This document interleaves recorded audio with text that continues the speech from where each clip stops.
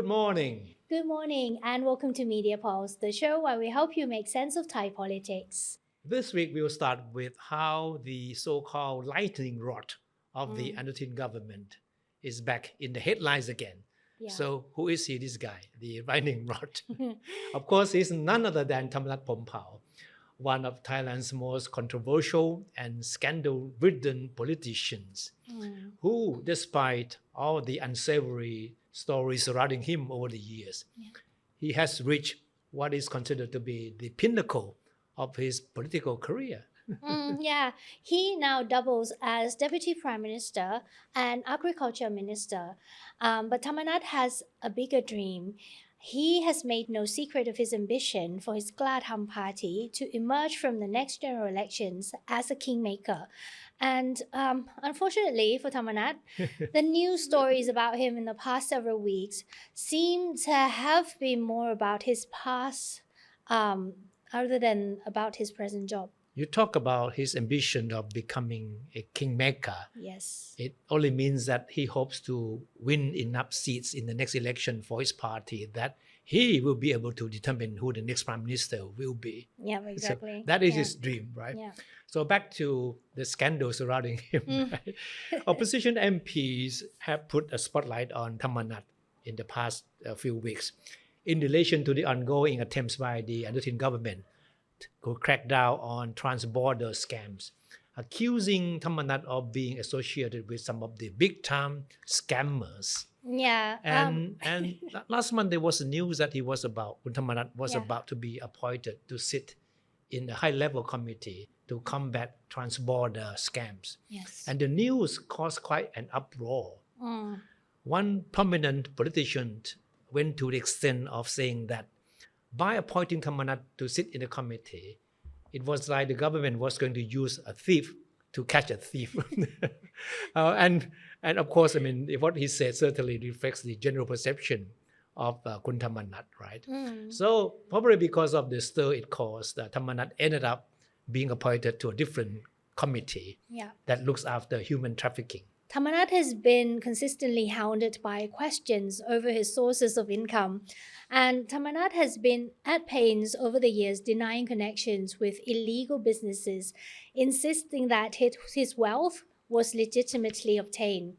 And most recently, he was alleged to have close ties with a foreign businessman accused of being involved in scam operations. Rangsiman, the deputy leader of the People's Party, the main opposition party, has been most vocal in questioning Thammanat's background and conduct. Rangsiman leads the House committee that has been investigating cross-border crimes and scams and has pointed accusing fingers at several politicians. And the committee has tried unsuccessfully to invite Kun Thammanat to testify on the issues of cross-border scams. In return, Kun Thammanat has responded by threatening to file defamation charges against Rangsiman for linking him to people involved in the scam operations. Yeah, exactly. Well, Rangsiman has been urging Prime Minister Anutin to remove Thammanat from his cabinet. He said Anutin needs to show his commitment in eradicating underground businesses by removing the scandal-ridden Deputy Prime Minister. Now, there has been speculation that Thammanat would be a prime target if the opposition manages to lodge a no-confidence motion against the Anutin government. And it certainly doesn't help that this week an up-and-coming politician of Thai party, Thammanat's party, had his assets impounded by the Anti-Money Laundering Office. Chanapat Naksua, an MP representing the southern province of Songkhla, and his associates are under investigation for alleged involvement in online gambling. Thai party has touted Chanapat as a promising young politician who will help the party make an inroad into the southern region in the next elections. When Prime Minister Anutin decided last month to bring the Thai party into his coalition and grant Thammanat key positions in his administration, he must have realized already that he was bringing in a political lightning rod, knowing full well that what kind of scandals the former army captain had been involved in. but yeah, he pursued that decision anyway. Yeah. But even up to today, Thammanat has yet to shake off the effect of his conviction in the drug smuggling case in Australia over 20 years ago. Yeah. Of course, we all still remember how he was brutally grilled Yeah. in a no-confidence debate in the House in connection with his prison term on drug charges in New South Wales back in 1994. He vehemently denied any wrongdoing, with Australian media at the time reporting that his conviction was a result of a plea bargain. Yeah, and Prime Minister Anutin so far has shown no signs that he will cave in to the pressure from the People's Party by removing Thammanat. Political observers believe that Anutin's unshakable association with Thammanat and his Glatam party is pragmatic one, driven by political expediency. We have to look at this in a broader political context, because we all know that there is no question that Anutin is eyeing a comeback to the government house after the next election. True. Right? Yeah. And he wants to make sure that he will have the necessary allies to help him fulfill the dream. And Thammanat, therefore, is the natural choice. Is the choice. Many political observers agree with the projection that Anutin's Phumjai Thai party will be a dominant force in the election, expected to be held by the end of March next year. And with Thammanat and his Glatam party on his side, Anutin has the assurance somehow that his Phumjai Thai party will be up in a position to form the next coalition. And meanwhile, the Glatam party has overnight become a new political magnet. Many MPs and ex-MPs from other parties looking for a greener pasture have been knocking on the door of the Glatam party, which they see as a sure bet in the next election. In essence, political observers sees Glatam party as a typical old-school Thai political party, which thrives on political expediency and largesse. And more importantly, Thammanat himself is definitely seen as its biggest magnet. Despite all his alleged faults, the 60-year-old political veteran Kun Thammanat is widely adored by the people he claims to serve, especially his constituents. While his integrity may be questioned, his charm and generosity are undeniable. He's a perfect politician in a Thai sense. No wonder then that audacious and ready to serve has become Thammanat's trademark. In fact, the label is often applied to politicians who are seen as daring enough to bend the rules while remaining effective in responding to the needs of their constituents. And Thammanat is certainly one of those who stand out. You know what the label says in Thai? ใจถึงพึ่งได้ Yeah. Be audacious and ready to serve. Ready to serve, dependable. พึ่งได้ Yeah. พึ่งได้ That means that if your constituents want anything, you are always there to respond to their need, right? Yeah. Actually, moving on to our next story, a few weeks ago, we talked about how the political future of a senator is hanging in the balance for referring to a fellow senator as a pork vendor. Remember? Now, the majority of the senators decided that her remark constituted a serious breach of ethics and is asking the National Anti-Corruption Commission to penalize her. The senator, Nantana Nantawaropat, who is known in the Thai media as a Senate whistleblower, faces the possibility of being disqualified as a punishment.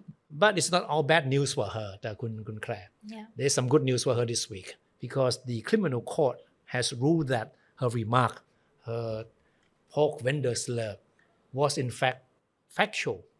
Okay. And it wasn't intended to belittle or humiliate. As an academic specializing in political communication, Nantana was confident that she was more than qualified to sit on the committee. But the seat was instead given to another senator who Nantana believes is not qualified for the job. In a subsequent interview, she said, instead of her, the position went to a pork vendor. So she was referring to another senator whose name was Dang Gongma from Amnacharan province.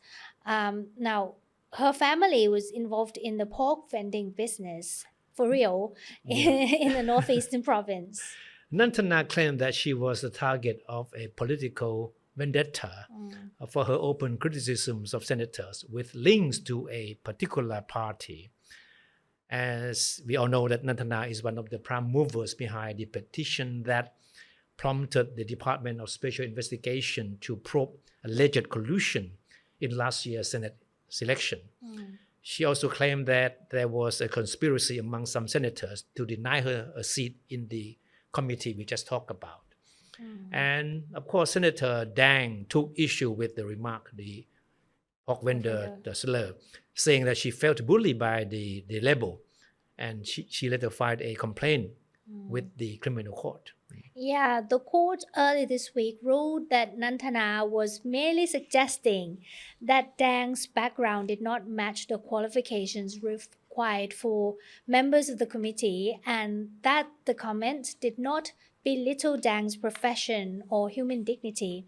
So according to the court ruling, even what Senator Dang Gong Ma, the pork vendor, said during a cross-examination turned out to favor the defendant, Senator Nantana. And this is what happened. When questioned by the defense lawyer, how she, Dang Gong Ma, the plaintiff, how she viewed her job selling pork. That was a question from the defense lawyer. The senator answered by saying that she was proud being a pork vendor.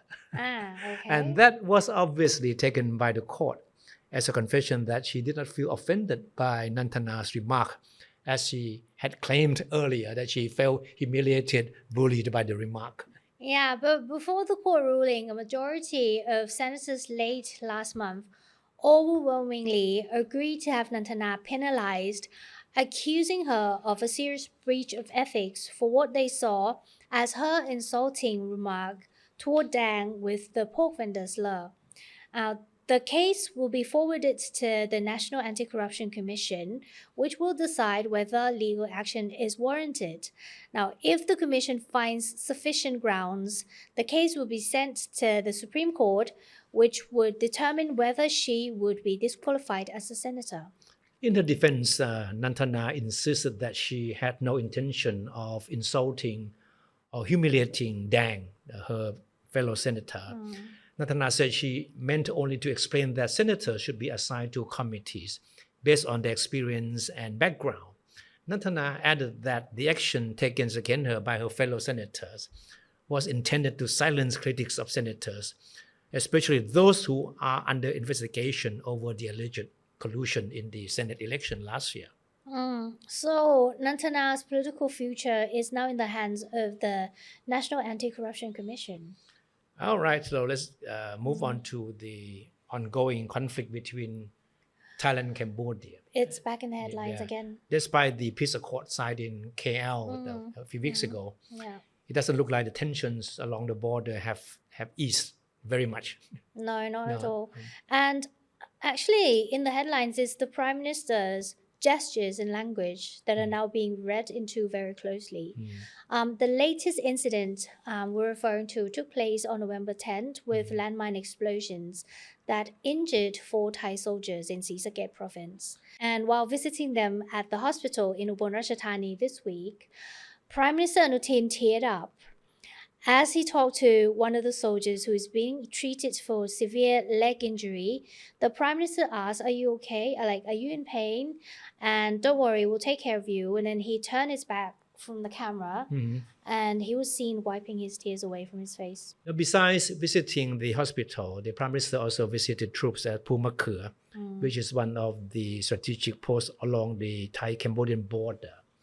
His attire also attracted a lot of attention. That day, he was wearing the Thai Defense Volunteers uniform.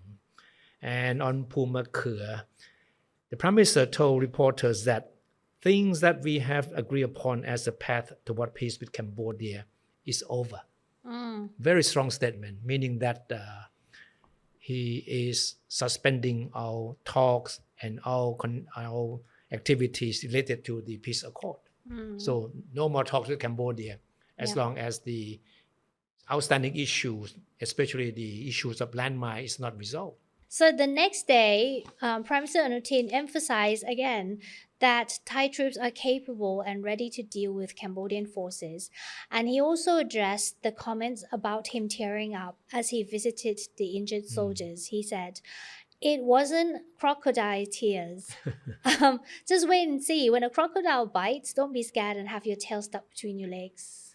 He was speaking in response to a question from reporter, Yeah. quoting an article in the Cambodian media, Yeah.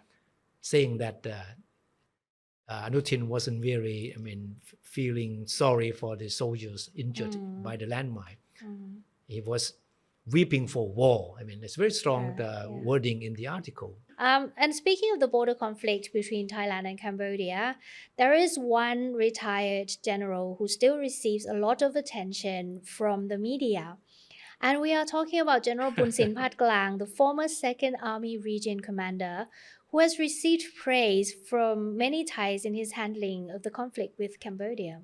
General Bunsin retired from the army more than 6 weeks ago, Yeah. in 1st October, right? But he's still being treated like a superstar, a celeb.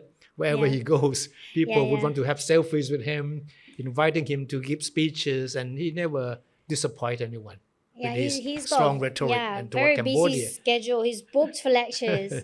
And he actually gave a lecture in Nakhon Pathom last weekend.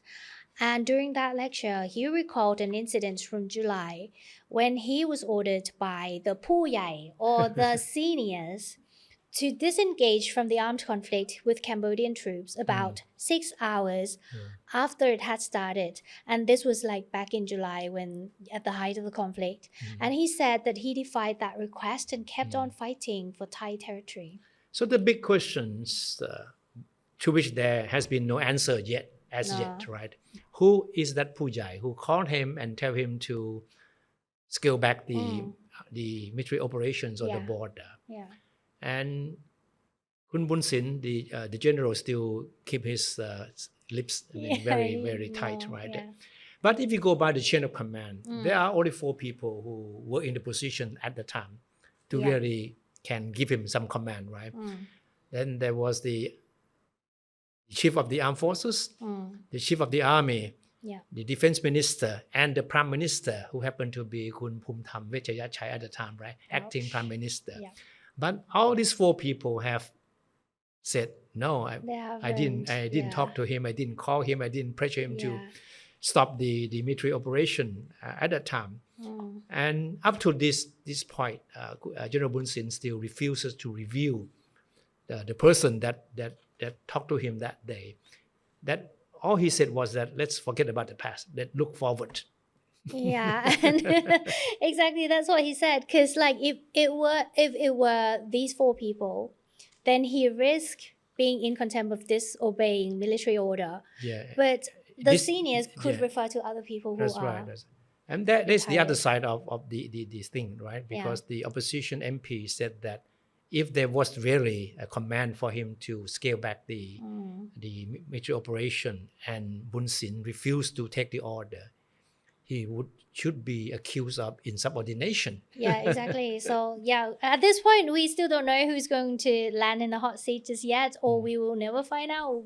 No one knows. Actually, General Bunsin is due to attend a questioning session before the Senate Committee on Military Affairs. But he said he was too busy. Yeah, he was full fully booked. schedule. Yeah, he's famous. That's why, no time yet. So remains to be seen. We don't know. We'll find out, I guess, sooner or later, or we'll never find out. We don't know. That's Thai politics. Anyway, thank you so much for watching. Have a good weekend. We'll see you in the next one. Okay.